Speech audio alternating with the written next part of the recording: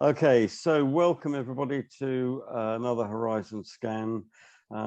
Today we've got Jonathan and Rory here, and we're talking about the last of the untapped data sets, and we've been chatting about this for a while, and we're deciding really that the world of bricks and mortar communities and everyday life, there may be some data, but it's pretty thin on the ground, patchy and unstructured, and both Jonathan and Rory are in this space, so I thought it'd be interesting to kick around some ideas around that, to try and get a sense of where the data is and isn't, and where this is going and where it might go. Jonathan, I gather you're in a building that's being deconstructed around you. Is there any data on that? There is no data, just the data that's hitting my right eardrum every time a pneumatic drill goes off about 10 feet away. Give us a sense then, a very short sense of where you are in this space and what your perspective is, and then let's do the same with Rory. So I work on management operations for large managed residential single ownership rental buildings, the build to rent sector. And I'm particularly interested in the data that's being generated in those kind of buildings and the way that that data is being used or potentially at the moment not used. And I'm interested in Rory's business because that's really an interface with data in the community, and all of these kind of buildings clearly sit within a community context. And you know, it seems that there are overlaps between the data that's coming out and being generated in one and potentially is available and being generated in the other that come together in quite an interesting way. Over to you, Rory, then. So I am the founder of BRYKS, which is a loyalty app for all high street businesses, whether it's a cafe, pub, laundrette. And our starting point was paper stamp cards. Actually, there's a lot to like around them, and that they communicate the brand well. They're really easy to understand and to use. And I think that it's well known that people get a kind of positive brand experience every time they get a stamp, but also the reward. But you know, I think that a paper solution in 21 is clearly the world has gone digital. Everyone is expecting digital. The paper stamp cards get lost. People have wallets less. There's waste, and most importantly, you miss all of the digital benefits with an analog solution.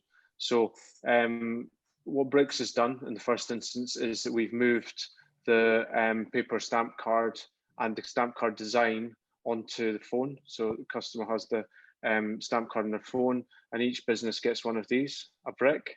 Mm-hmm. And the customer can then add a stamp to their loyalty card contactlessly with the brick.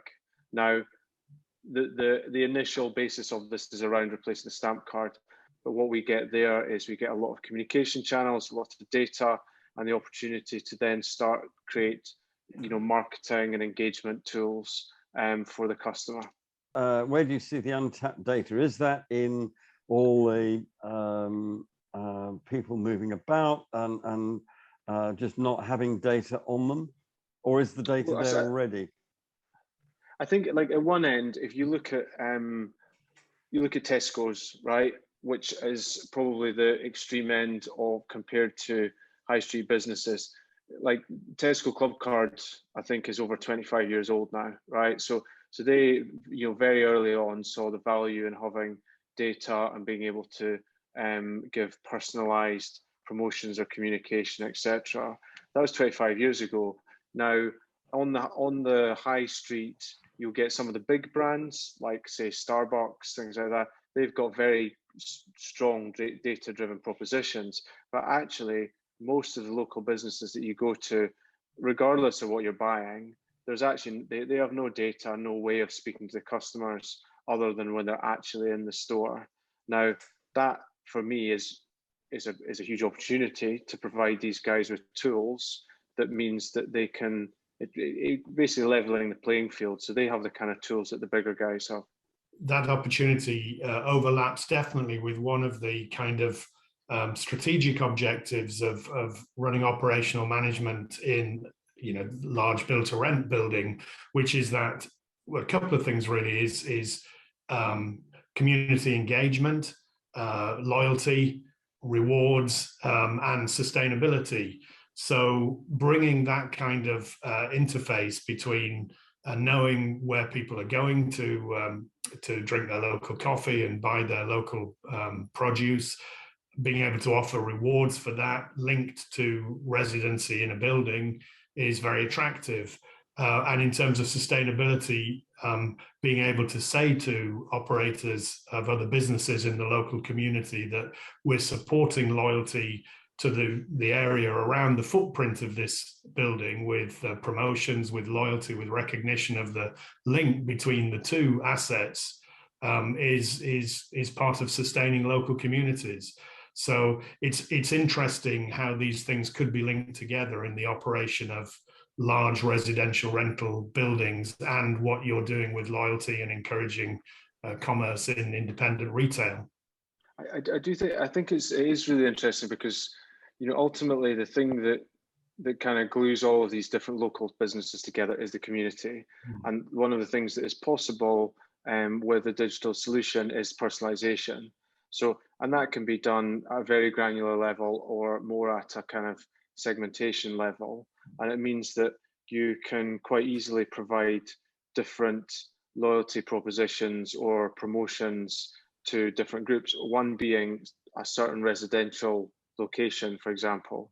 So you can see that there's something really interesting there, especially as, my understanding is that these kind of residential build to let, they're looking at ways of differentiating their proposition, and I think that I think there's quite a lot of scope for that there. Yeah, I mean, definitely differentiating the proposition and building that sense of connection with the building, connection with the brand that operates the building is important. I think a sense that your residency in a building is also in some ways a membership of a building, and that membership comes with benefits within the buildings. I mean, these are highly staffed, provided with great quality of amenities and common areas and other services. Great idea if that can extend out with the building fabric into the local community, and the fact that you are resident in that location gives you some loyalty points that you can build up, so you can patronize local businesses. And that data coming back into the management operations team of that building is really helpful, because it can start to look for the connections between how much somebody is engaged in their local area and perhaps what their other patterns of behavior are, particularly really whether they stay connected to that letting unit when it comes up for renewal. I mean, that's one of the big challenges. Can you build a sense of community, and can you keep people as happy, settled residents in a building for longer? Voids work against the financial bottom line in residential management operations. So the longer that people will stay happy in a building, the better. This seems to be a great way to try to leverage that. I think it's kind of interesting as well in terms of, if a successful engagement with the local community is something that is valuable to be able to show to future tenants, but also to local businesses. So what you get here is you get the feedback loop. So you can start to say, listen, we provide our end users with these different propositions. It has worked, and we know this because we know that they're going to these different places, and that can help them also, build stronger relations with the local businesses as well, with clear proof points. Yeah, and interestingly, could that concept be extended within the building fabric? The loyalty points for using the amenities of the building potentially.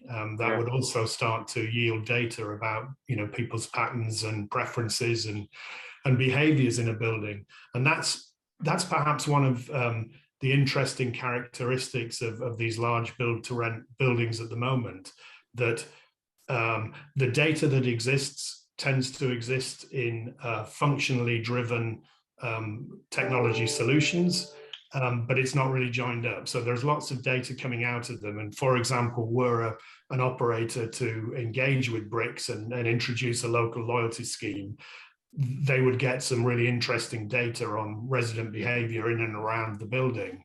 The challenge then becomes, how do you tie that data in with all of the other packets of data that are coming out of the operation of buildings like this? And what could you do with that if you could join that up and start to look at it? Interesting that you talked about Tesco, because in some ways there are kind of analogies to retail, to grocery retail.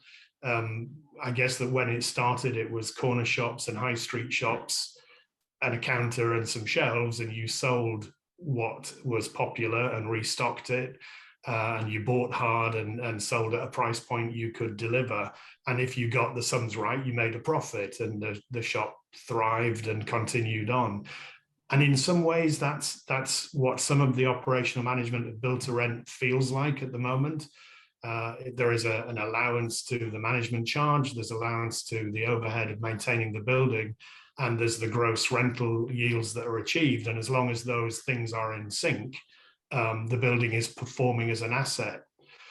But if you kind of wind that forwards to modern retail and think about a large superstore and how completely data-driven everything about the operation of that superstore is, the positioning of every kind of produce that's on display, the height on the shelves, the dominance of certain brands over others, the walk patterns of shoppers around the shop, it's all known, it's all understood, and it's all used in the configuration of the next retail store or in the better reconfiguration of existing stores. And that's the kind of opportunity gap that exists in the operation of large rental managed buildings at the moment. There isn't that kind of granular sense of how people are using those buildings. And if you could better understand their patterns, behaviors, staffing patterns, etc., requirements from the building, you would be able to start to run them in a far more data-driven sense. And what you're doing definitely plays into that, Rory, I would think. Okay, so that gives us a sense for the vision, if you like. Where are we in the actuality? Where have we got to? Are we still generating data? Have we already got some, but we can't collect it? What are the practicalities to get from where we are to the vision that you describe? In my view, a couple of things are evolving in the market and need to evolve. One is a data strategy for the operation of large, in my sector, residential rental assets, where data is audited, identified, evaluated, and there is a strategy for how that data is going to be brought together to learn from the building, to connect it more to strategic objectives such as sustainability, the sort of community engagement that we're talking about, also about resident behaviors, sense of community in the building and loyalty and so forth. Those have a data strategy element as well as a management operations strategy element. And lots of those silos of data are being generated at the moment. The second thing that probably needs to happen is the evolution of a home for that data that sits above the systems that generate those silos of data, something that brings those together, that allows the easy correlation and interaction with that data to start to run the buildings on a data-driven platform. So that's how I see the evolution happening, and the technologies that Rory and BRYKS are using and the ways in which that could feed into a wider data strategy, I think, are absolutely central to that way of thinking. Like BRYKS and Mortar high street loyalty, there are several businesses doing digital loyalty programs. BRYKS is one. I think that from the loyalty side of things, the market is reasonably well progressed, and I think that consumers are getting more used to expecting digital solutions because the world has moved digital and contactless. Okay, so I think that that side of things is quite well developed, but the real value and the proposition around kind of engaging tools beyond loyalty, whether that's marketing or gamification or kind of promotions and things like that. That is the area that I feel is we're really just starting to scratch the surface, and it's the kind of thing that it's not just about throwing back data or graphs or things. It's about creating tools that people in a way don't quite understand the cleverness behind it. They're just instinctively easy to use and engaging. And I don't feel that that's the kind of stuff we're working on at the moment. We'll be releasing some of that quite soon. But I feel that that's the really exciting bit that we haven't quite got to yet. The word you used there, Rory, gamification, just is an interesting word, isn't it? For somebody who doesn't understand what lies behind that, it's an attractive word. What does that mean, and what are the implications of that in what you do? I mean, it can mean, so it's in simple terms, it's something that is kind of a fun game, okay, right? And that can be anything. So that can be the favorite one I always talk about is like a scratch card or spin the wheel, right? The kind of thing that like a stamp card, everyone instinctively understands, but you're doing something that basically is fun, has an element of kind of risk to it, I suppose. But then even things like the example I always give, because I use it quite a lot, is Strava, which is a app for runners and cyclists, and they do very simple kind of prizes for doing certain things. So it's almost like kind of scouts or something. You get a badge because you've cycled 500 kilometers in a week, right? Now, it sounds silly, but it's hugely popular, and that's the kind of thing that you want to create things that make people want to ultimately go back to the app, but also go back to the business to try different things. So there's so many opportunities around that, and I don't think that, I'm not saying that certainly we will get it right first time. There's going to be a lot of trying things out, but I feel that to me is like the real exciting bit, and we're just getting started in that. Yeah, when you talk about that, what I'm thinking about is the kind of management operations objective of building community spirit, building engagement and participation in. Undoubtedly, the research says that people who engage in their communities in a building, and particularly if they get to know, a few other people who are also residents and connect with them, they're needless to say happier in that environment, and people that are happier tend to stay in that environment and recommend it on social media.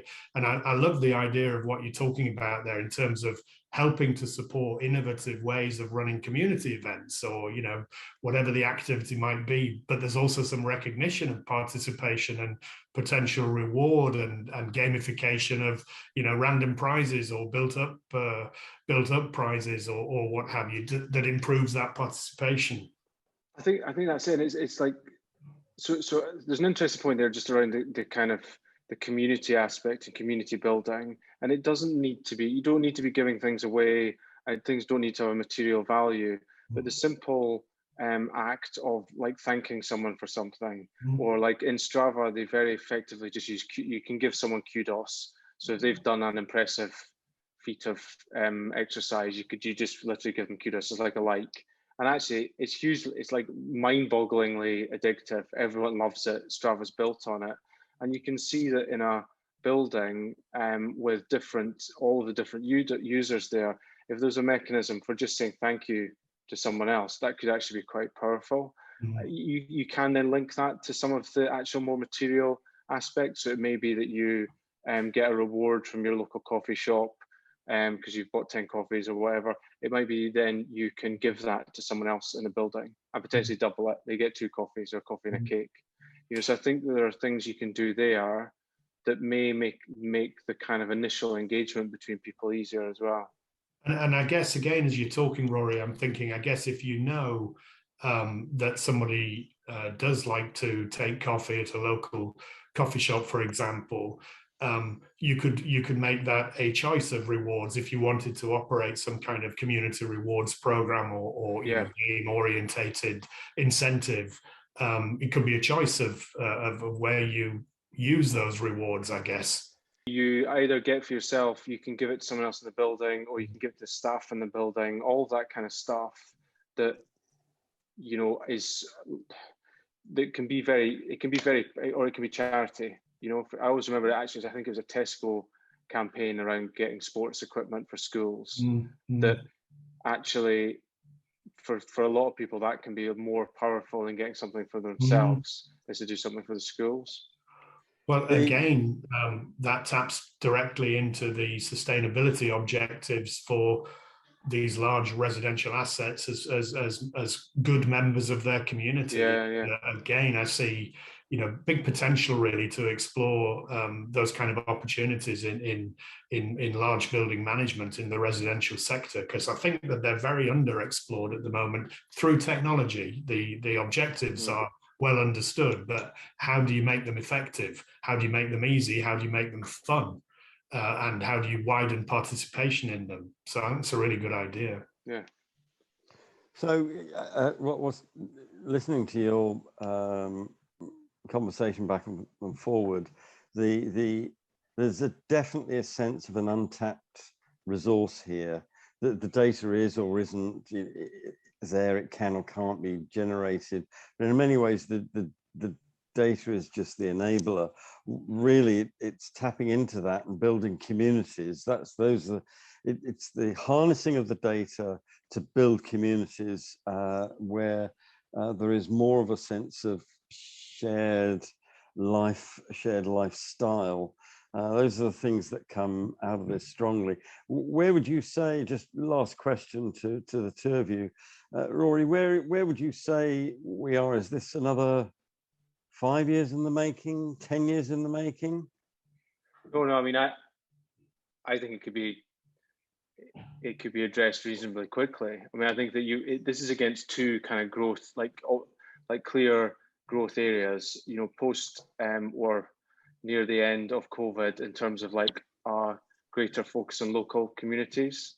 And secondly, and I'm not the expert in terms of build to let, is like I don't know if you call it a trend or a kind of growth area within the residential sector. So I think that those two things, this is a solution that fits in well with those two growth areas. I think that's the kind of thing that a lot of the technology exists already. It just needs to be slightly redirected to the space. So I think it's the kind of thing that I would expect to see stuff in the market, you know, within the next year or so. You know, it's interesting conversations like this, to me, really shine a light on the fact that this technology is already available and just perhaps needs to be thought about in a different context to add value strategically to a particular sector and to one area of driver of strategic objectives in that sector. For me, there's a level above that, which is how do we harness the power of data from this kind of initiative and all of the other sources of data that exist and can be yielded from a large build to rent building? How can that be brought together in a far more accessible, far more strategically data driven platform environment to start to make the operation of those buildings optimized and the configuration of the next generation of those buildings optimized going forwards? And I think that is a real opportunity for the build to rent sector, which it is already evolving solutions for, but I would expect that within the next couple of years to start to become a commonplace thought about the operational management of a building. What's the data strategy? How are we bringing that together, and how are we using it to better optimize and configure what we do and how we do it? That's fascinating. So thank you both very much indeed. It's been an interesting, really interesting conversation. I think it's the untapped potential for communities to achieve things together. That's what seems to be the enticing future we're talking about here. And I'm intrigued that by and large, the technology is already there, and in some ways, the data is already there. It's just a question of organising it and organising it around this objective. That's what's not been done. So thank you very much, Rory. Thank you, Jonathan, and thank you. We'll maybe come back again in a couple of years and see whether your predictions are about right. So. Thank you. Thank you very much indeed. Great, thank you. Thank you. Bye.